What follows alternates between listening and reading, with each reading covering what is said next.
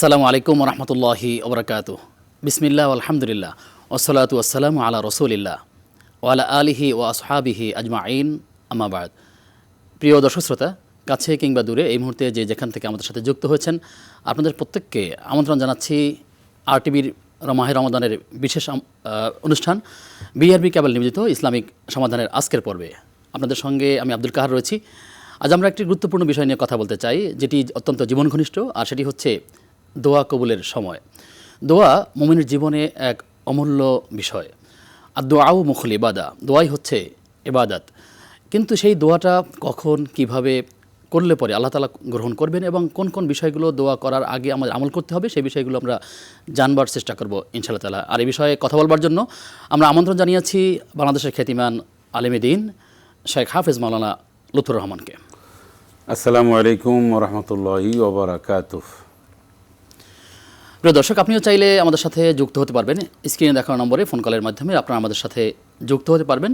আমরা আপনাদের টেলিফোনের অপেক্ষা আছি। আমরা যে বিষয়টি কথা শুনতে চাই সেটি হচ্ছে দোয়া কবুলের সময়। শাইখ, আপনি আমাদেরকে জানাবেন যে দোয়া তো আমরা সবসময় করি, কিন্তু এটা কি বিশেষ কোনো ফরম্যাটে দোয়া করতে হয়, নাকি আসলে যখন কোনো মানুষ তার মনে আসবে তখনই দোয়া করবে এবং সময়ের জন্য অপেক্ষা করবে কিনা? বিসমিল্লাহির রহমানির রহিম। মুহাম্মাদুর রাসূলুল্লাহ আলা রাসূলিল কারীম, আম্মা বাদ। ইসলামিক সমাধান, সমস্যা যেখানে সমাধান সেখানে, আর এই সমাধানটা হওয়া উচিত ইসলামিকভাবে। আপনি যে কথাটি বলেছেন অত্যন্ত গুরুত্বপূর্ণ, যে একজন মানুষ কিভাবে দোয়া করবে, কখন দোয়া কবুল হবে, এই দোয়া সংক্রান্ত বিষয়। জি, মূল বিষয়টা হলো যে একজন মুমিনের দোয়া আল্লাহ রাব্বুল আলামিন যে কোনো সময় কবুল করতে পারেন। এরপরও দোয়ার বিশেষ বিশেষ সময় রয়েছে, হাদিসে উল্লেখ রয়েছে। দোয়া করার আগে এবং পরের কিছু নিয়মাবলী রয়েছে। এগুলি আমরা সব বিষয়গুলি মান্য করে দোয়া করলে সে দোয়াগুলি খুব সহজেই কবুল হয়। আর দোয়া এমন একটি গুরুত্বপূর্ণ বিষয়, আল্লাহ রাব্বুল আলামিনের কাছে আল্লাহ নিজেই বলছেন, উদউনি আস্তাজিব লাকুম, তোমরা আমার কাছে চাও, দোয়া করো, আমি তোমাদের দোয়া কবুল করে নেব। এবং আল্লাহ রাব্বুল আলামিন বলছেন, ওয়াইদা সাআলাকা ইবাদি আন্নী ফাইন্নী করিব, দোয়া জিজ্ঞাসা যখন বান্দা আমার ব্যাপারে করে, তখন আমি বান্দার খুব সন্নিকটেই সন্নিকটেই আমি থাকি। ফাইন্নী করিব উজিবু দাওয়াতা দাঈ ইযা দান, বান্দা যখনই আমাকে ডাকে তখনই আমি ডাকে সাড়া দিই। ফাযকুরুনি আযকুরুকুম, যখন বান্দা আমাকে স্মরণ করে আমিও বান্দাকে স্মরণ করি। মূল বিষয়টা হলো এখন দোয়া কখন কবুল হয়, কীভাবে দোয়া করতে হয়, জি, এটা একটা গুরুত্বপূর্ণ বিষয়। তবে শুরু করি আমরা মাহে রমাদান, যেহেতু এই ইসলামিক সমাধান মাহে রমাদান চলছে। এই দোয়া কবুলের যতগুলো সময় আছে তার মধ্যে মাহে রমাদান অন্তর্ভুক্ত আছে কিনা, যদি আপনি সেটি অন্তর্ভুক্ত করেন। রাইট, দোয়া কবুলের অনেকগুলি বিষয় রয়েছে, অনেকগুলি জায়গা, অনেকগুলি সময় রয়েছে। আলোচনা করছিলেন, কিন্তু দর্শক লাইনে আছেন। ইনশাআল্লাহ। প্রিয় দর্শক, কে আছেন আমাদের সাথে, পরিচয় দিয়ে যদি আপনার জিজ্ঞাসাটা আমাদেরকে জানান। আসসালামু আলাইকুম। ওয়ালাইকুম আসসালাম রহমতুল্লাহ। দোয়া হতে হতে যদি যে ইফতার শেষ হয়ে যায়, ইফতার আজান হয়ে গেছে, এরপরেও যদি দোয়া হতে থাকে, তাইলে কি দোয়া আগে শেষ করা উত্তম, নাকি ওই সাইরেন দেওয়ার পরেও দোয়া অব্যাহত রাখা উত্তম? কোনটা সঠিক একটু মোরে বলবেন? জি, শুকরিয়া আপনাকে। গুরুত্বপূর্ণ বলছে, যেটা অনেক মানুষকে আমরা লক্ষ্য করি, ইফতারের সময় হলে ইফতার করবে, ইফতারের সময় আজান হোক আর সাইলেন্ট, সেটা কোনো বড় ব্যাপার না। বড় ব্যাপারটা সময়টা, সময় হলেই দোয়া তসবিহ তাহলির দিকে আর যাবে না। তখন তার জন্য একজন রোজাদার ব্যক্তির জন্য সবচেয়ে শ্রেষ্ঠতম আমল হচ্ছে সে সিয়াম সাধনা, মানে রোজা ইফতার করবে। আমরা অনেক সময় দেখি ইফতার আজান দিয়ে ফেলছে, মানে সময় হয়ে গেছে, তারপরে 1 মিনিট 1.5 মিনিট অনেক আনুষ্ঠানিকভাবে দোয়া হচ্ছে। নো, এটা কোনোভাবেই কাম্য নয়। বরং রাসূলুল্লাহ সাল্লাল্লাহু আলাইহি ওয়াসাল্লাম হাদিসের নির্দেশ হচ্ছে এই মর্মে, ইফতারের সময় হলেই ইফতার করবে, মানে আগে ইফতার করবে, মানে কি সময় হওয়ার সাথে সাথে ইফতার করবে। আর সাহারিটা একটু বিলম্বে, মানে কি, মানে সাহারির লাস্ট সময় পর্যন্ত সে খেতে পারবে। অনেক সময় অনেক আধা ঘন্টা আগে করবে, তখন তারা কল্যাণের সাথে থাকবে। জি, এটা হলো একটা দোয়া। আমরা কিন্তু আগের চ্যাপ্টারে ছিলাম একজন রমজানে কখন দোয়া কবুল হয়। হাদিস শরীফের মধ্যে সে সুনান ইবনে মাজা, সেখানে 1752 নম্বর হাদিসটি, যেখানে রাসূল আকরাম সাল্লাল্লাহু আলাইহি ওয়াসাল্লাম বলছেন 3 ব্যক্তির দোয়া আল্লাহ রাব্বুল আলামিন ফিরিয়ে দেন না। এর মধ্যে এক ব্যক্তি হচ্ছে যে রোজাদার ব্যক্তি যখন ইফতারের পূর্বে দোয়া করে, সেই দোয়া আল্লাহ রাব্বুল আলামিন তাকে ফিরিয়ে দেন না। ইফতারের আগের থেকে শুরু করে একদম সিয়াম সাধনাকারী যে কোনো সময় দোয়া করতে পারে, বিশেষ করে ইফতারের সময়। বাকি দুটো শুনবো, দর্শক যুক্ত আছেন। দর্শক কে আছেন আমাদের সাথে, পরিচয় দিয়ে আপনার জিজ্ঞাসাটা জানান। জি, আসসালামু আলাইকুম। ওয়ালাইকুম সালাম ওয়া রাহমাতুল্লাহ। আমার প্রশ্নটা হচ্ছে যে আমাদের সাথে যারা অমুসলিম আছে, তো সবাই দেখা যায় যে এই ফাস্টিং করছে, খ্রিস্টানরা ফাস্টিং করছে, হিন্দুরাও করছে, ইহুদিরাও করছে। তাহলে মানে আপনারা দাবি করছেন আপনাদের ফাস্টিংটা শ্রেষ্ঠ, মানে কি যুক্তিতে আপনাদের ফাস্টিংটা শ্রেষ্ঠ? জি, গুরুত্বপূর্ণ প্রশ্ন করবার জন্য আপনাকে ধন্যবাদ। শেখ, আপনি প্রশ্ন পেয়েছেন। আমাদের ফাস্টিং মানে ইফতার আর কি, এটা কেন শ্রেষ্ঠতম, এই তো মূল প্রশ্ন তো এইটা। অর্থাৎ হ্যাঁ, জি, মুসলিম যারা তারাও বলছে তারাও শ্রেষ্ঠ, তো না খেয়ে থাকে, উপবাস করে, মুসলিমরা রোজা রাখে, নানা নামে আছে। আর কিন্তু আমাদেরটা কেন মুসলিমরা তাই? শ্রেষ্ঠ। জি, এক নম্বর হচ্ছে তারা ম্যাক্সিমাম সময় হচ্ছে তাদের মানে ফাস্টিং থাকার হচ্ছে তারা সাহারি গ্রহণ করেন না। তাদের এই সাহারি খাওয়ার যেটা লিমিট, এটা টাইম, এটা একটা সময় নির্ধারণ, এটা ওনারা করেন না। ওনারা শুধুমাত্র ফাস্টিং করেন এবং আমাদের মধ্যে অনেক পার্থক্য। আমরা শুধুমাত্র খাবার দাবার থেকে বিরত থাকি তা না, যৌন কামাচার থেকে শুরু করে আমাদের চোখে রোজা রাখে, আমাদের হাতে রোজা রাখে, আমাদের মুখে রোজা রাখে, আমাদের কল্পনায় রোজা রাখে, আমাদের অন্তরে রোজা রাখে, এইগুলো একটা আমরা রাখলাম, যেটা ওনারা করেন না। একজন ওনারা ফাস্টিং করেন, আর ইবাদতটা তো মূলত আল্লাহর পক্ষ থেকে এসেছে, রাসূল সাল্লাল্লাহু আলাইহি পদ্ধতি দেখানো অনুযায়ী বলছি সকলে। আর একটা হচ্ছে যে ওনারা ওনাদের কোনো ধরনের কোনো লিমিটেশন নাই এবং কোনো বাইন্ডিংস নাই। আর আমাদের ইবাদত বন্দিকে নিঃসন্দেহে একটা শর্ত রয়েছে। সবচেয়ে বড় যেটা, সেটা হচ্ছে আমরা যে সমস্ত ইবাদত বন্দিগি করি এবং ইবাদত বন্দিগির শ্রেষ্ঠত্ব, এটি আল্লাহ পাক বর্ণনা করেছেন, রাসূল আকরাম সাল্লাল্লাহু আলাইহি সাল্লাম নির্দেশিত অনুযায়ী এবং তিনি বর্ণনা করেছেন। সব মিলিয়ে এই সিয়াম সাধনা আল্লাহর পক্ষ থেকে এবং রাসূলুল্লাহ সাল্লাল্লাহু আলাইহি সাল্লামের মাধ্যমে, তিনি আমল করার মাধ্যমে এটা আসছেন। সুতরাং যে কোনো ধর্মের চেয়ে আমাদের ধর্মের ছোট্ট একটা জিনিস সর্বশ্রেষ্ঠতম। আর ইসলাম তো আল্লাহর কাছে ইন্না দীনা ইনদাল্লাহিল ইসলাম, আল্লাহ পাকের কাছে সবচেয়ে শ্রেষ্ঠতম হচ্ছে ধর্ম ওই ইসলাম। আল্লাহ তাআলার কাছে গ্রহণযোগ্য, আল্লাহর কাছে গ্রহণযোগ্য, আল্লাহর এটা রিকমেন্ডেড, আল্লাহর এটা অনুমোদিত একটাই শুধু ধর্ম আমাদের জন্য, এই পৃথিবীর মানুষের জন্য, সেটা ধর্ম ইসলাম। এই ইসলামে যেটাই আমরা করবো সেটি আল্লাহর কাছে শ্রেষ্ঠ, এখানে কোনো দলিলই চলবে না। প্রিয় দর্শক কে আছেন আমাদের সাথে? আসসালামু আলাইকুম।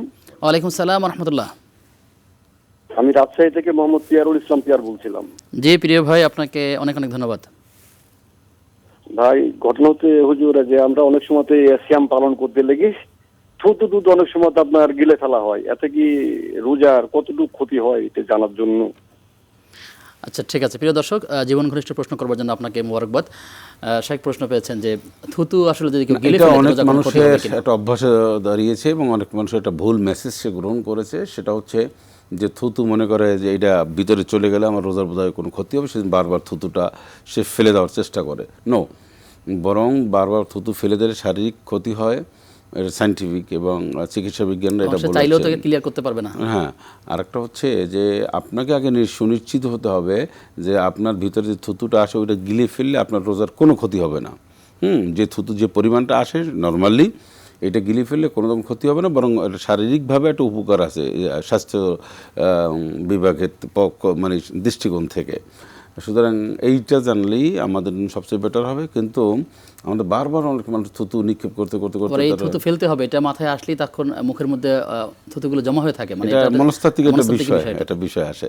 সেজন্য আমরা মনে করি যে আমরা মানে ইসলামের দৃষ্টিতে এটার সমাধান হচ্ছে থুতু আপনি গিলে ফেলবেন, কোনো সমস্যা নেই, এটা মনেই করবেন ফেলে দিবেন। কিন্তু যদি অনাকাঙ্ক্ষিতভাবে না, সেটা তো অবশ্যই, সেটা তো আমরা বলেছি যে নর্মালি যেটা আসে সেটা, এর বাইরে যেটা আসে সেটা ফেলে দেবেন, এটা নর্মাল ইস্যু। জি, আশা করছি আমাদের দর্শক আপনি আপনার প্রশ্নের জবাব পেয়েছেন আলহামদুলিল্লাহ। শেখ, আপনি যে আলোচনা ছিলেন আর আগে, যে আপনি বলছিলেন যে তিনজন ব্যক্তির দোয়াকে আল্লাহ তাআলা ফেরত দেন না, তার মধ্যে একজন হচ্ছে যিনি ইফতার সিয়াম সাধনাকারী, ইফতারের পূর্বে দোয়া কবুল হয়। আপনি ইফতারের পূর্বে আমরা একটা ছোট্ট করে বলে দিই, অনেক সময় আমরা যে কাজটা ভুল করি সেটি হচ্ছে ইফতার আমরা আয়োজনও করি আর প্রচুর পরিমাণে কথা বলি।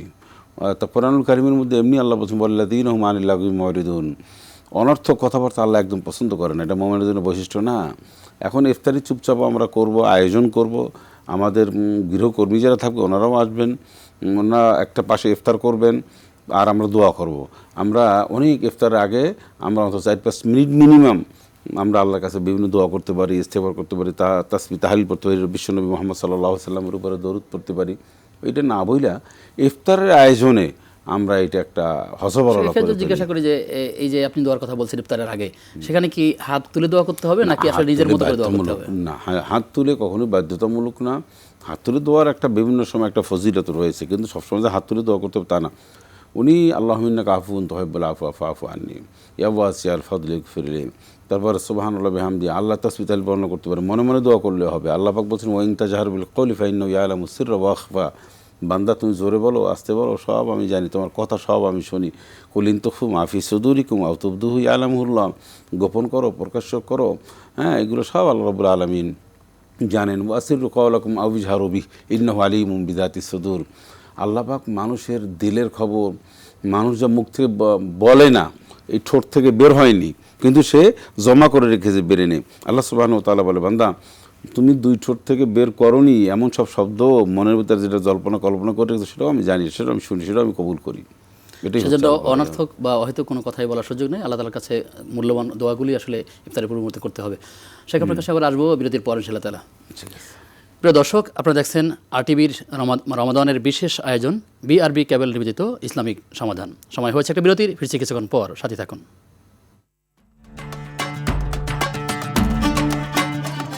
দীর্ঘপথ পাড়ি দিয়ে মানুষের আস্থা পাওয়া দেশের একমাত্র কেবল বিআরবি কেবল, বাংলাদেশের সবচেয়ে নির্ভরযোগ্য কেবল। পুরাতনও নয়, স্ক্র্যাবও নয়, শতভাগ আমদানিকৃত 99.99% পিউরিটি সম্পন্ন উন্নত মানের কপার, আন্তর্জাতিক মান, সেরা ফায়ার রেজিস্ট্যান্স সহ জীবন সাজাতে জীবন বাঁচাতে বিআরবি কেবলস।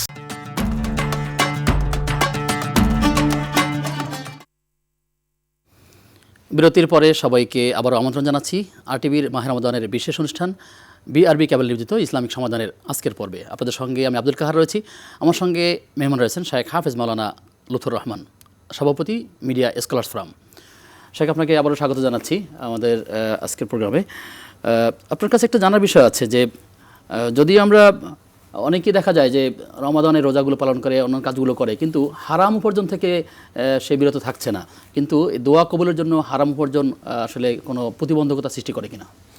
হারাম উপার্জন এমন একটা প্রবলেম, এমন একটা জার্ম, এমন একটা মারাত্মক ক্ষতিকর বিষয় যে রোজা, নামাজ, হজ, জাকাত সব নষ্ট করে দেওয়ার জন্য একটা জিনিসই যথেষ্ট। এক কথায় কোন ইবাদত কবুল হচ্ছে না? না, ইবাদত কবুল হওয়ার পূর্ব শর্ত হচ্ছে হালাল উপায়ে উপার্জন করে সেটাকে বক্ষণ করা। সেজন্য রাসূল সাল্লাল্লাহু আলাইহি ওয়াসাল্লাম বলছেন যে একজন মানুষ হারাম খেলো, অথচ সে যতই কান্নাকাটি করুক, হ্যাঁ, যতই যা করুক, সেটা আল্লাহর কাছে কোনো গ্রহণযোগ্য হবে না। আমরা বছরের পর বছর দোয়া করি, মাসের পর মাস দোয়া করি, কিন্তু দোয়া কবুল হয় না। অনেক সময় আমরা চিন্তা করি যে আমার এই কেন দোয়া কবুল হয় না, হতাশ হয়ে যাই। হতাশ তো হতেই হবে। আমি সারাটা জীবন দোয়া করছি বা 20 বছর একটা দোয়া করছি, একটা দোয়া আল্লাহর কাছে কবুল হয়নি, হবে কি করে? আমার উপার্জন তো সব হারাম, আমি হারাম খাই, আল্লাহর কাছে যত দোয়া করি কাজ হবে না। হারাম খেয়ে যদি এই আপনার কপালে দাগ ফেলি, তারপরে কবুল হবে না। উমরা করলে, হজ করলে কোনোটাই গ্রহণযোগ্য আল্লাহর কাছে না। পূর্ব শর্ত হলো আপনি যা কিছু খাবেন হালাল ওয়েতে, ছোট্ট অল্প কিছু খাবেন, উপার্জন করবেন। এইটা খাইয়ে আপনি যখনই হাত তুলবেন তখনই আল্লাহর দরবারে সেটা খুব বেশি গ্রহণযোগ্য হবে। আর এগুলো না করে যত দোয়া করে সেই দোয়া আশা আজিমে যায় না, ঝুলন্ত অবস্থায় থাকে। দোয়া করার ক্ষেত্রে আমরা অনেক সময় দেখি যে দোয়া করার পরপরই ভাবি যে আমার দোয়াটা কেন কবুল হচ্ছে না, আমার সমস্যা চলছে, দোয়া কবুল করছে না। এই যে দোয়া করার একটা বৈশিষ্ট্য হলো, এটি কোনো অবশ্যই দোয়া আরেকটা বৈশিষ্ট্য হলো দোয়া করার পরে সে দোয়া কখন কবুল হবে, কেন কবুল হচ্ছে না, এই খবরদারি করা এটা মুমিনের লক্ষণ না। মুমিনের দোয়া কখনো বিফলে যায় না। কিয়ামতের দিন আল্লাহ রাব্বুল আলামিন তার দোয়ার বদৌলতে আল্লাহ দেখাবেন।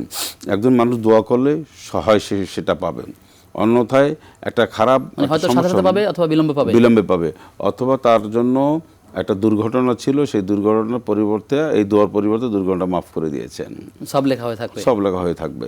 তো কিয়ামতের দিন আল্লাহ মুমিনদের সমস্ত দোয়াগুলি দেখাবেন এবং বলবেন যে হে বান্দা, তোমার কোনো দোয়া আমি বিফলে যাইনি, হয় আমি সেটা দিয়েছি, ওইটার পরিবর্তে আর একটা দিয়েছি, অথবা তোমার একটা বড় ধরনের সমস্যা ছিল, বিপদ ছিল, সেটা আমি কেটে দিয়েছি। এইভাবে কিন্তু মনে রাখতে হবে মুমিনের দোয়া কখনোই বিফলে যায় না। এটা আল্লাহ রাব্বুল আলামিন কবুল করে নেন। তাহলে হালাল গ্রহণ করার পরে যে দোয়াগুলো করবেন সেটার কোনো স্তরে গিয়ে সেটা কবুল হবে। জি, একটা কিছু আছে, দোয়া করার আগে দুরূদ পড়তে হয়। বিশ্বনবী মুহাম্মদ রাসূল সাল্লাল্লাহু আলাইহি সাল্লামের শানে যত মানুষ বেশি দুরূদ পড়বে তার তত লাভ হবে। দুরূদ পড়লে আল্লাহর রহমত তার উপর নাজিল হয়। সেই জন্য দোয়া করার পরে, পূর্বে এবং পরে এগুলি কিছু হক্কানি ওলামায়ে কেরাম, হাদিসের তাবিঈন, সাহাবায়ে কেরামদের আমল এবং বড় বড় ইসলামিক স্কলার যারা বুজুর্গুল দিন, ওনারা অনেক কিছু আমল দিয়ে গেছেন। সে আমলগুলি যদি কোরআন সুন্নাহ সম্মত হয় সেগুলো আপনি ফেলতে পারেন না। যেমন দুরূদ শরীফ পড়া, কোরআনুল তারপর রাসূল সাল্লাল্লাহু আলাইহি ওয়াসাল্লাম বলছেন দোয়া করার সময় তোমরা এই নামাজের সূরাতে বলবে। শুনবো জি, দোয়ার যে আদবগুলো আছে সেটা শুনবো।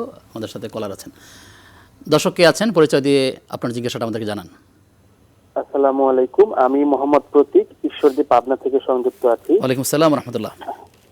জি জি, আমার প্রশ্নটি হচ্ছে, রোজা রাখা অবস্থায় আমার দুইটা নাক অনেক বেশি বন্ধ হয়ে যায়, যার ফলে আমি নিঃশ্বাস নিতে পারি না ঠিকভাবে। তো আমি জানতে চাচ্ছিলাম যে রোজা রেখে নাকের ড্রপ ব্যবহার করার বিধান কি? আচ্ছা প্রিয় ভাই, আপনি থাকুন আমাদের সাথে, আমরা শাকের কাছ থেকে জানার চেষ্টা করছি। নাকে ড্রপ ব্যবহার করতে পারবেন? নাকে ড্রপ ব্যবহার করতে পারবেন। সেই ড্রপ, উনি তো একটা প্রবলেমে রয়েছেন, জি, এটা উনি নাকে ড্রপ, চোখে তো অনেক জায়গায় যে ড্রপগুলি কঠিন কানের ওষুধ দিতে হয়, এগুলি কিন্তু মানুষ এমনি ব্যবহার করে না।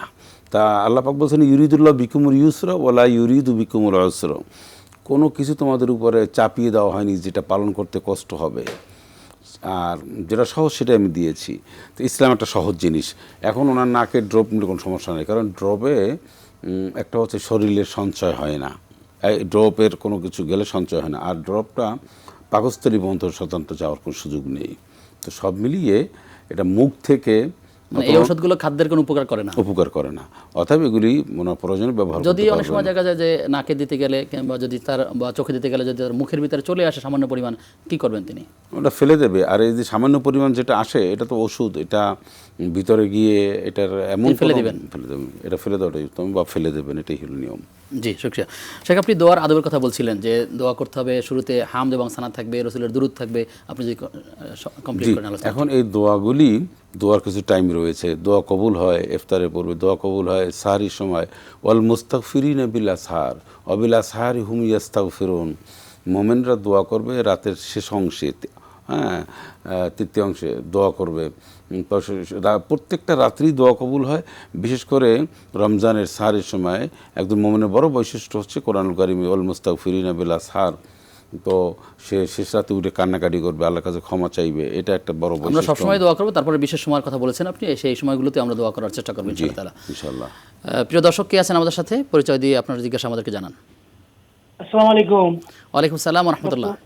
মাহবুবুল হাসান বলছি, ঢাকা থেকে। জি প্রিয় ভাই, আপনার প্রশ্ন। যাকাত সম্পর্কীয় প্রশ্নটা। জি, প্রশ্নটা হলো যে যাকাতের টাকা মসজিদে, মানে এতিমখানা বা লিল্লা বোর্ডিং বা গরিব মাদ্রাসায় ছাত্রদের জন্য ইফতারের ব্যবস্থা করা, তারপরে ওদের ভালো খাওয়া দাওয়ার ব্যবস্থা করা, আবার মাদ্রাসার জন্য একটা ম্যাট কিনে দিতে চাই, ঠান্ডায় কষ্ট পায় মেয়েরা, এই ম্যাট কিনে জাকাত আদায় হবে কিনা এগুলো করলে? জি, আপনার প্রশ্ন আমরা যতটুকু বুঝতে পেরেছি আমরা তার আলোকে উত্তর জানার চেষ্টা করছি। আপনি থাকুন আমাদের সাথে ইনশাআল্লাহ তাআলা। যাকাতের যে টাকাটা, এটা গরিব এতিম মিসকিন অসহায় তারা পাবে, তাকে মালিকানা বানিয়ে দিতে হবে, মালিকানা বানাতে হবে। কোরআন কারীমের সূরা তাওবার যে আয়াত 60 নম্বর আয়াতের ভিতরে, 60 নম্বর আয়াত, সেখানে আল্লাহ রাব্বুল আলামিন বলছেন যে ইন্নামা সাদাকাতুল ফুকারা ওয়াল মাসাকিন ওয়াল আমিলিন আলাইহি। এখানে 60টা খাতের কথা বলা, 8টা খাতের কথা বলা হয়, 8টি খাতের কথা যে বলা হয়েছে, এতিম গরিব এতিম মিসকিন অসহায়কে দিবে। তবে আপনি ইচ্ছা করে তাকে ইফতারি করাইতে পারেন না যাকাতের টাকা দিয়ে, আপনি পারে ম্যাট কিনেও দিতে পারবেন না। তো কী পারবেন? আপনি এতিমখানায় টাকাটা দিয়ে দেবেন, তখন তারা, যিনি তাদের অভিভাবক তার কাছে মালিকানা দিতে পারবেন, এতিমখানায় দিতে পারবেন, একজন এতিমকে দিতে পারবেন। ঠিক আছে, দেওয়ার পরে উনি পাওয়ার পরে এই টাকা দিয়ে উনি বিরিয়ানি খাক, উনি লঙ্গি কিনিক, বা উনি বাজার করুক, বা উনি ওনার চিকিৎসা, যদি কোনো প্রতিষ্ঠান এমন থাকেন যে যেখানে এতিমরা লালন পালন করেন, তাদেরকে দেখভাল করেন, তিনি একজন প্রিন্সিপাল থাকেন কিংবা অভিভাবক থাকেন, তার হাতে টাকাগুলো দিলে তিনি তার মতো করে তাদের প্রয়োজনগুলো মেটান। এটা সিস্টেমটাই তাই, একই সিস্টেম। আপনার এতিমদের হাতে হাতে দিতে হবে না। এতিমখানায় গিয়ে আপনি এতিম যিনি সুপারিনটেন্ডেন্ট রয়েছেন, মহতামিম রয়েছেন, উনি এতিমখানায় টাকাগুলি রিসিভ করবেন। রিসিভ করার পরে ওনাদের একটা পলিসি আছে, সে পলিসিটা ওনারা শরীয়তসম্মত পলিসিটা ওনারা পালন করবেন। এটা আর আমাদের অত বেশি দেখার দরকার নেই, কারণ যারা এই কাজটা করেন নিশ্চয়ই তাদের মাসালা জানা রয়েছে।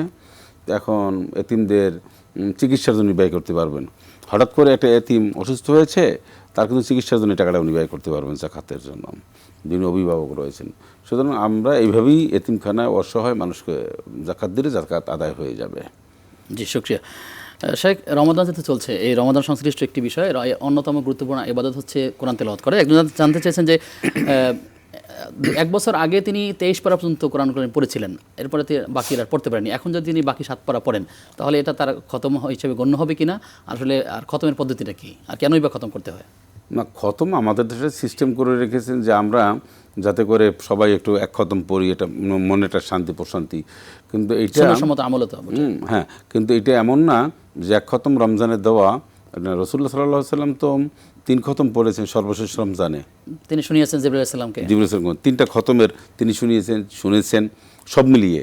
আমরা এই খতমটা যে দিতে হবে এটা আসলে ম্যান্ডেটরি না, বাট কোরআনুল কারীম অধিক পরিমাণ তেলাওয়াত করার কথা বলছেন, অধিক পরিমাণ তেলাওয়াত করতে হবে। এবং আরেকটা হচ্ছে যে রমজানে ওই যে 23 পারা আগে পড়ছে, বাকিটা এখন পড়লো, উনি চায় যে এক খতম যেন রমজানে শেষ করলাম, না, এটা না। বরং রমজানে আপনি যেটা পড়েছেন এটা ব্যাপক সওয়াব পাবেন।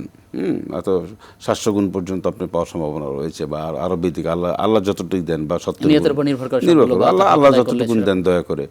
তো এটা একটা বড় ধরনের সওয়াব রয়েছে। এই আমার শত শত সওয়াব আসলে হিসাব করার দরকার নেই, আমার দরকার হচ্ছে আল্লাহ পাক কতটুকুন কবুল করেন। আপনি জানেন, তেলাওয়াতটি বোঝার চেষ্টা করা। আল্লাহ পাক যদি কোনো মানুষের অল্প একটু কবুল করেন, তাহলে 700, 800, 70 কিছু লাগে। মূল হল আল্লাহ কবুল করা, মূল হল আল্লাহ পার করে দেওয়া। আমি অনেক পাইলাম, পার হতে পারলাম না, কাজ হবে না। একটা ছোট্ট প্রশ্ন উত্তর দিবেন, যেটা হচ্ছে যে তেলাওয়াতের সেজদাটা কিভাবে দিতে হয়? তেলাওয়াতের সেজদাটার নিয়ম হচ্ছে যখনই তেলাওয়াত করবে তখনই সেজদাটা আদায় করে নেবে। এটা ফার্স্ট অপশন। এটা কি অপশনের এমন রাখবে যে আমি কোরআন কাজ সব শেষ করব, তারপর শেষে গিয়ে একত্রে সবগুলো দিয়ে নেব, এরকম? আমি বলছি যে প্রথম যখনই সে তেলাওয়াত করবে, তেলাওয়াত করার যখনই তেলাওয়াতের সেজদাটা আসবে তৎক্ষণাৎ এটা দিয়ে নেবে। এটি ফার্স্ট অপশন, এটাই হচ্ছে উত্তম। কিছু কিছু ইমামগণরা বলেছেন যে এটা একটু বিলম্ব দিতে পারবে, তেলাওয়াতের পরিবেশ যদি না থাকে, সেজদার পরিবেশ, অথবা উনি যদি চান যে আমি আরও এক পারা তেলাওয়াত করে 30 নম্বর পারাটা, এর মধ্যে সূরা আলাকের মধ্যে একটা সেজদা আছে, 2 সেজদা, হ্যাঁ, তো 2টা সেজদা আছে, উনি মনে করেন 30 নম্বর পারাটা আমি শেষ করে 2টা সেজদা, এটাও উনি পারবেন। জি, আপনার মাধ্যমে আমরা অনেকগুলো বিষয়ের সমাধান জেনেছি। আবার কখনো দেখা হলে নতুন কোনো বিষয় নিয়ে কথা বলবেন ইনশাআল্লাহ তাআলা। আপনাকে ধন্যবাদ জানিয়ে বিদায় নিচ্ছি। প্রিয় দর্শক, এতক্ষণ আপনারা দেখছিলেন বিআরবি কেবল নিবেদিত ইসলামী সমাধানের আজকের পর্ব। আমরা যতগুলো বিষয়ে কথা বলেছি, আল্লাহ তাআলার কাছে দোয়া করি আল্লাহ তাআলা আমাদেরকে যেগুলো করণীয় আছে তার জন্য করতে পারি, যেগুলো বর্জন করার বিষয় আছে সেগুলো যেন বর্জন করতে পারি। আল্লাহ তাআলা আমাদেরকে সেই তৌফিক দান করুন। আজ এ পর্যন্তই। আগামী অনুষ্ঠান দেখবার আমন্ত্রণ জানিয়ে আজকের মতো বিদায় নিচ্ছি। সেই পর্যন্ত আল্লাহ তাআলা সবাইকে ভালো রাখুন, সুস্থ রাখুন। আসসালামু আলাইকুম ওয়া রাহমাতুল্লাহি ওয়া বারাকাতুহু।